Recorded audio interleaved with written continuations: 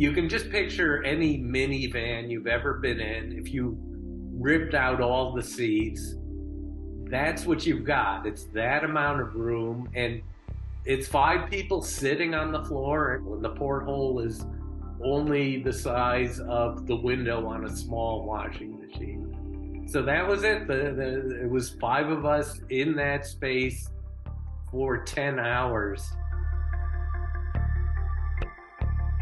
With a joystick from a gaming system, that's a great thing. That how very simple this submarine is and how easy it is to navigate.